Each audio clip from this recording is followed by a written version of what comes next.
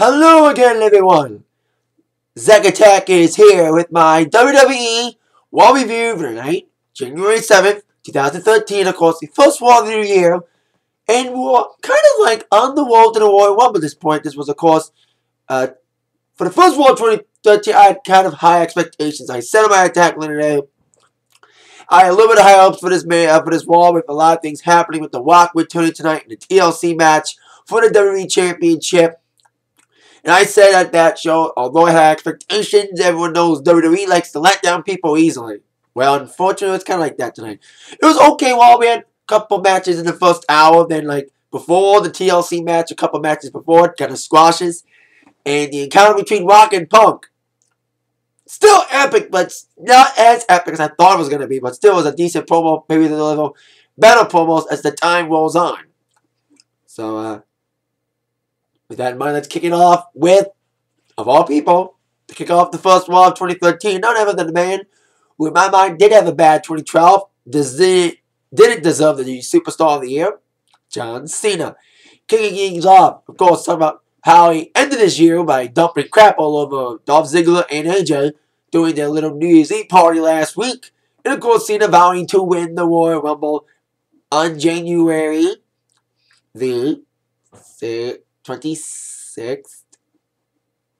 Yeah, January 26th, Royal Rumble Day. And, the 27th. One of those 2 days. But I hope Cena doesn't win that Rumble. But anyway, as Cena was blabbing about how good his 2013 is going to be, here comes Dolph Ziggler. Talking about how he beat Cena before, and how everyone may be there to see TLC and The Rock, but they're there to see Dolph. And this is why I think this is a little stupid in my mind. Dolph Ziggler's Money in the Bank. Why? He's Mr. Money in the Bank. He has the briefcase. He's in the Royal Rumble. Why is Dolph Ziggler in the Royal Rumble? I know he's probably in the Rumble trying to build his feud with Cena, but he already has a fucking title shot. Why in the hell does he have to be in the Royal Rumble when he already has a fucking title shot that he can cash in any time? That's WWE logic for you. Stupid. But anyway, Cena was tired of blabbing. He was tired of his blabbing, tired of Dolph's blabbing specifically. He challenged Dolph to a one-on-one match right then and there. Well, actually, Biggie Langston kind of volunteered. Ended up being kind of a 3-on-1 matchup, as it calls, during the match between Cena and Ziggler, which I thought was pretty decent for the first match of Raw. It was a typical Super Cena affair. Cena had the early advantage. Dolph Ziggler beat the crap out of Cena for most of the match. And with a lot of interference from AJ and Biggie Langston in the early going. But of course, AJ and Biggie Langston were both kicked out. There was some decent spots in this matchup with Cena trying to find a shuffle once, getting blocked by Dolph. And some decent moves in this match. A very exciting, kind of a good back and forth match between Dolph and Cena. As good as the other match on Raw. And of course, the ending came as Dolph was trying to go for a big move. Off the top, Cena caught him in midair, waiting for the attitude adjustment. But just as about that, actually, that was one good move. But then the rear ending came when Cena was in the sleeper hold by Dolph. And Cena was trying to get out of it, knocked the referee out. Then he got the STFU on Dolph.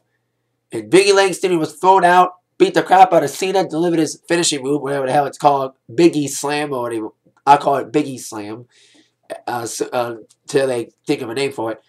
And Dolph was put on top of Cena by Biggie Langston. The referee came back out at your new referee. 1, 2, Cena kicked out. There goes dun, dun, dun, dun, Super Cena came out, beat the crap out of Dolph, got the F here after that. Small interference again for Biggie. 1, 2, 3, victory for Cena. The big fat dude, the big walk guy for Cena. Acting all crazy, but anyway, it's weird to have Dolph lose to Cena again. Like, Dolph could beat Cena in a TLC ladder match with the Money Bank on the line. Yet he can't beat Cena one-on-one in a wheel match, even with interference from AJ and Biggie Langston. Anyway, Cena gets the victory, giving him some momentum for the Royal Rumble. Hopefully he doesn't win it. After Cena and Ziggler, which was a decent matchup, we go to a crappy match. Divas title match, which was, of course, Caitlyn and Eve resuming their rivalry. Typical Divas match, especially after a long match like Cena and Dolph. I think it lasts about 10-15 minutes or so. Caitlyn Eve, typical Divas match. Caitlyn looked like she was going to Tried to win the Divas title in an okay matchup, typical Divas match, but of course Eve went out, got herself counted out to save her title. I smell a rematch between Caitlyn and Eve at the Royal Rumble for the title with probably no count out rule. So there you go. Caitlyn wins the match, but not the title, as she wins via count out as Eve saves her title. So there you go with that.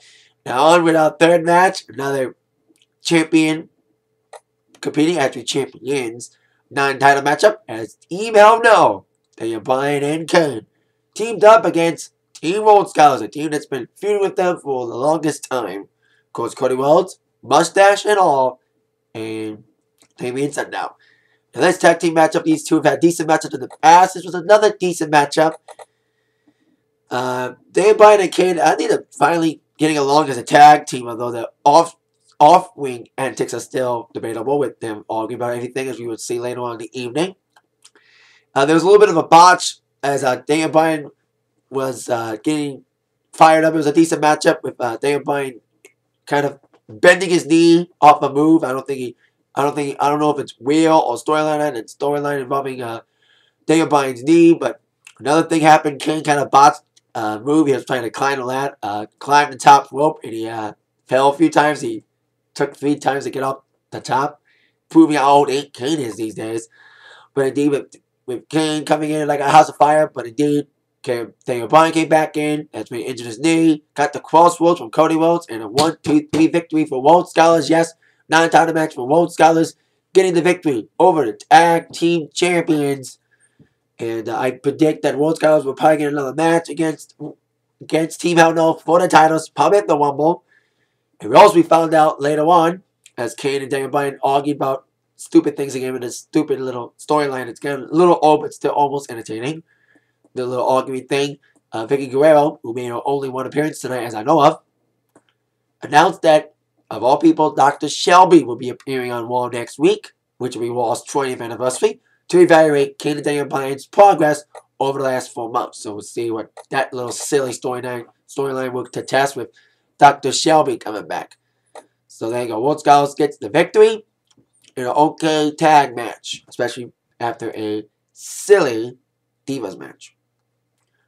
Now, on with our next match, which involved one member of the 3MB. Yes, 3MB also announced tonight, like Dolph Ziggler, they're in the Royal Rumble. So we got 3MB, all 3 members, Ziggler, who announced also tonight, and already previously announced Orton, Sheamus, and Cena. So, of course, the 3MB did confront Randy Orton backstage, and it was Heath Slater taking out Randy Orton. Now, this is when Raw kind of fell off a bit. After the first 3 matches, especially Cena and Ziggler being decently entertaining, the tag match being okay. We had a couple of silly matches to hold us over until the TLC match. First, Randy Orton taking on Heath Slater. Now, of course, we would see 3MB again later on in the evening with Jinder Mahal taking on Sheamus. And in both those matches, the 3MB other members got involved. Of course, Orton was taking on Heath Slater, but it was basically a 3-on-1 match with Jinder Mahal and Drew McIntyre interfering on behalf of Heath Slater. But despite their interference, like Cena and Ziggler's match earlier on, despite interference from people outside, Orton, like Cena, got the victory. As Orton delivered the DDT off the middle rope, got the RKO on Heath, and also delivered it to Jinder Mahal and Drew McIntyre in a 1-2-3 victory for Randy Orton, giving himself momentum for the Royal Rumble as well. Of course, Cena, Orton, and Sheamus have all won the Royal Rumble in the past. Nobody has won the Rumble twice, whether it's 2 years in a row or 2 years, period, since Stone Cold Steve Austin was the last one to win 2 years in a row. In 2 years significant. So, there you go. Randy Orton gets victory. Okay, little squash. And of course, the squashes continued after that point. With Santino Marella taking on the new IC champion, Wade Barrett, with Ricky the Dragon Steamboat at his side. Despite that, and Santino almost getting a decent upset over Mr. Barrett. Of course, Santino is a former IC champion. Delivered his fancy comedy moves and almost got the Cobra on Barrett, but of course, Barrett blocked it, got the bullhammer elbow, and a 1-2-3 victory for Wade Barrett. He almost delivered a bullhammer elbow to Ricky Steamboat. With the Wall 20th anniversary next week, and various old Wall superstars competing, who knows? Maybe Ricky Steamboat can put on the boots again. Because he kind of hinted a possible match between him and Barrett. And Ricky Steamboat has wrestled once or twice in the last couple of years and looked very good. Especially when he wrestled at WrestleMania 4 years ago, WrestleMania 25, in his match when he teamed up with Snuka and Piper against Jericho in a 3-on-1 Legends match with a little help from Mickey Rourke. But Ricky Steamboat can wrestle once a year, like The Rock, and still put on a decent matchup. So we'll see if Ricky Steamboat does wrestle next week with Raw 20th anniversary. Probably won't be as big as Raw 1000, but still. So there you go. Wade Barrett gets the victory over Santino. Now, like I mentioned, after that point, the squashes kept winning. And of course, we head towards a silly squasher involving Great Khali taking on the United States champion Antonio Cesaro with Miz at ringside. Possibly Miz is probably going to feud with Antonio next for the U.S. title. With Hornswoggle and the Italian Reigns, silly matchup. But Antonio did pretty well in this matchup, despite wrestling a non-wrestler like Ali who can't wrestle for shit. And yes, he is a fucking former world champion. Antonio did pretty well with them, including a vicious uppercut. And yes, he delivered the neutralizer on Khali. I think he delivered the neutralizer once on Brutus Clay. If he can do the neutralizer to Brutus Clay, he can do the neutralizer to Khali, which he did.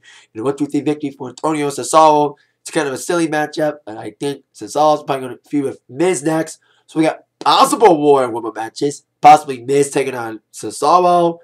Possible rematch between World Scholars and Hell No for the WWE title, tag titles. So that's some predictions for what I think could be added to the Rumble match, Rumble pay-per-view itself. And they may end up doing like they did last year, have all competitors wrestle twice, have their own matches, but also still qualify for the Rumble match itself. So now, on our next match, I mentioned, of course, we saw Heath Slater earlier. We saw another member of the 3MB as well. It's kind of weird to see 3MB twice in the evening. But it was almost like the same result, like I mentioned, with Orton and Heath Slater. Despite interference from the other members of the 3MB, Orton got the win. Same with this match, like I mentioned. Sheamus against Jinder Mahal.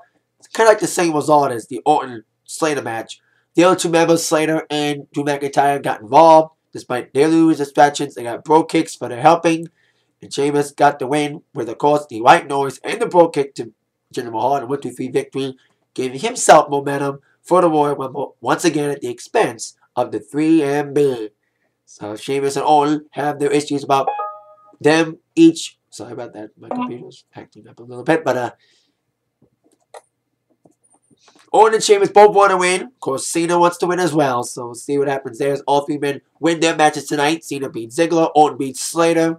And of course, Sheamus beats Jinder Mahal. So there we go. Now on to the match, which I was surprised that was not exactly the main event, the final match, but it was the second to last match. It was I think it was a TLC match next after. Oh yeah, TLC match.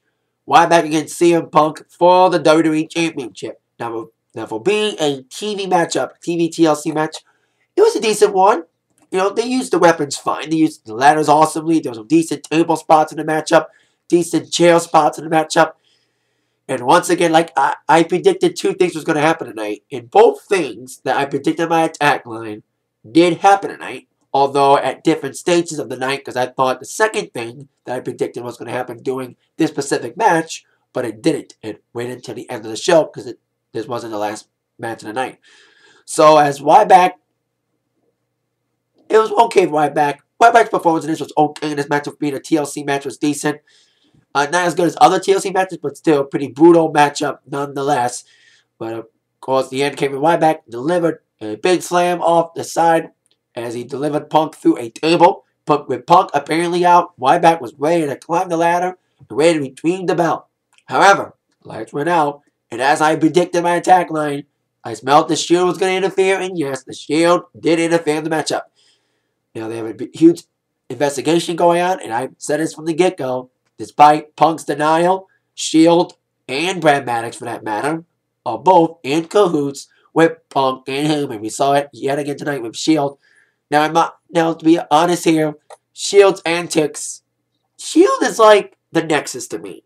First couple weeks, it's cool. Then the shtick gets old. That's the WWE these days. They don't advance clicks anymore. They let them do the same thing every week, and it gets old. Once again, the same thing happened again with Shield interfering on behalf of Punk, costing Ryback again the title. And Punk, of course, despite being brutal and battered and a little bloodied, Punk did retrieve the WWE Championship, retained it, because I knew it was going to happen, because I don't think Ryback was going to face Rock. They've been building up Punk against Rock, so at least they ended the Ryback-Punk feud for now. They may rehash it later on, but of course, at least they had Punk defeat Ryback yet again, ending this feud for now, so Punk can fully focus on The Rock, as we would see in the last segment of the evening. So there you go, Punk and Ryback. Okay TLC matchup. I thought it was going to be a little bit more epic, but it was still an okay, brutal matchup for being a TLC match on Raw. A little bit of blood in there. Decent use of weapons. But indeed, yes.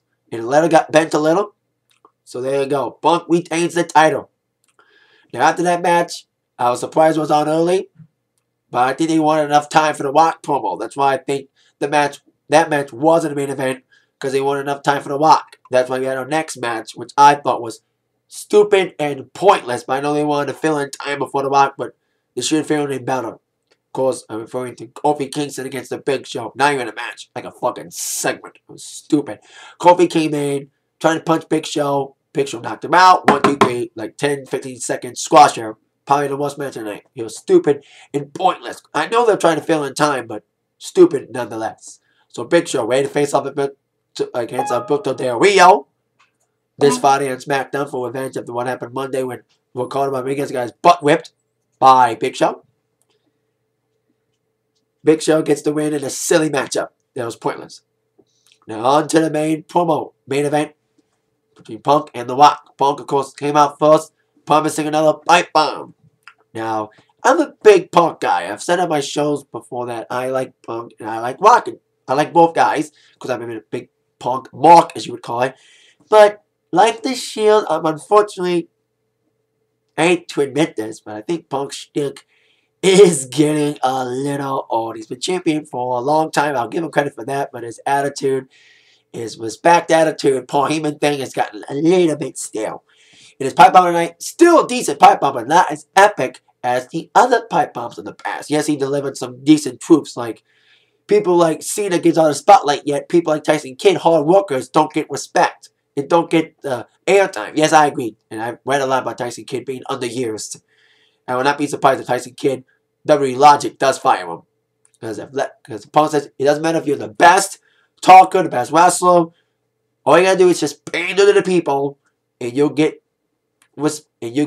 pushed because of the people. So Punk did say some truths there. Punk did sit on his ass for a little bit, talked the last promo. Usually his pipe bombs were awesome, but this one just seemed to lag a bit. Just seemed to drag a lot. Unlike his other pipe bombs. Still was a decent pipe bomb, but not as good as the other pipe bombs. Even Punk maybe think he's tired out, but he's trying to do the cliche, of course, talking about how everyone wanted ice cream, including myself. Of course, same for my first attack line. I was happy about the whole ice cream promo during my first attack line ever 2 years ago. But anyway, of course, Punk went on and on about saying that he's a winner and the people are losers. Because the people's heroes, when the people's heroes lose, the people do lose as well. Because people lose. People don't matter. And of course, that triggered The Rock's music. Smell what The Rock is cooking. Like I also predict on the attack line, The Rock, every time Rock comes out for a promo or anything, the crowd, including myself, ate it up. Because crowd, especially it being in Tampa, near Rock's hometown, Miami, went on their feet. Although not as good as I thought, because Tampa crowd was kind of weak tonight. You know a crowd's weak when they're pro Cena. Anyway, especially when the last time they were in Florida for WrestleMania, they booed the hell out of Cena. Anyway, Rock came out, delivered one of his signature promos. Not as good as a promo as I thought it was going to be, but still Rock delivered all his famous catchphrases. Minus if you smell what The Rock is cooking. It's probably saving that for the last promo. But still, decent promo with Rock delivering some great points about Punk being a cookie puss. First he called Punk called Cena the Fruity Pebble, which I saw a sign for, and I will not be surprised if we see Cookie Puss signs next week. Anyway, Punk said earlier on if he was the last in other eras, he would last longer, because everyone's been saying about what would have happened if Punk would have been in the Attitude Era, and he would be in other eras besides this modern era. He wouldn't last a day in anyone else. He wouldn't last in another era, especially against Rock and Austin. Still want to see Punk against Austin, though. That's still a dream match for everybody. And everyone will agree with me. We would love to see Punk and Austin. Please, Punk and Rock would be a decent one. Hopefully they build up the feud the next couple weeks with decent promos. But Rock did deliver a decent promo tonight. Still a little bit entertaining with Punk Eye, the Sailor Punk, or Punk Eye. That was kind of funny, Punk Eye. And being a crackhead despite being straight edge and stuff. And it was still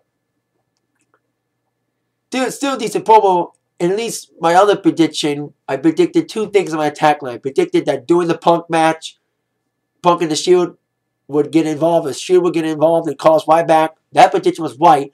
My other prediction came true, but differently. I thought that Rock was going to come out after the TLC match, beat everybody up, and rock bottom Punk.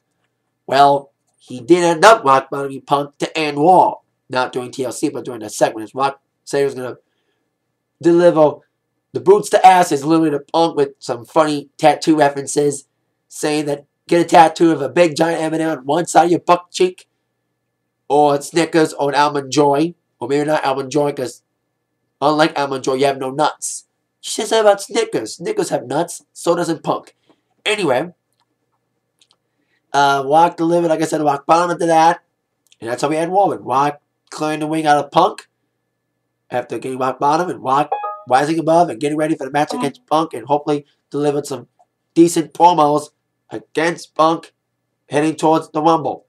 And like I said, I like both guys. I'm wearing my Rock shirt tonight, but in this case, I hate to say this, but I'm cheering on the Rock at this point. Yes, Rock's in many people's minds a part-timer, but I think having the Rock be champion for a month would be fine. Like if Rock does become champion, which is very rumored, let the Rock be champion for like a month. Then lose it again to either Punk or somebody else in Elimination Chamber. Especially since Rock is currently advertised to appear at Elimination Chamber.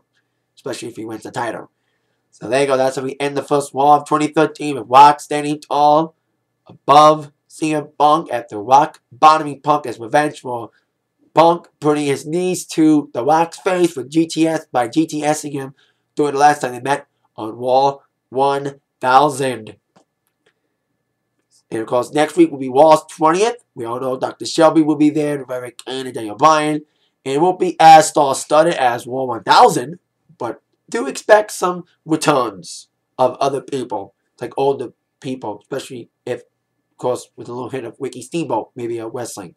So there you go. That's it for the first Raw of 2013. Not as epic as I thought it was going to be, but still heading towards Rumble. Possible matches being made, maybe Miz, Antonio Cesaro U.S. title match. Maybe another Divas title match between Caitlyn and Eve. Probably another tag team title match between Team Hell No and World Scholars. Of course, more people added to the Rumble tonight. 3MB and Ziggler, along with Cena, Orton, and Sheamus. So we're heading towards Royal Rumble, and hopefully it'll get more exciting from here. I think with the World Championship game tonight, I think they wanted little excitement as possible, but it was still somewhat exciting tonight. Hopefully, as we pick up more weeks towards the Rumble, hopefully it gets a little bit more exciting, but knowing WWE, you never know. That is it for my Raw review, first one of the year. Thank you all very much. Happy New Year, everybody. With that in mind, you've been attacked by the review from Zach. Thanks again. See you all later. Yeah.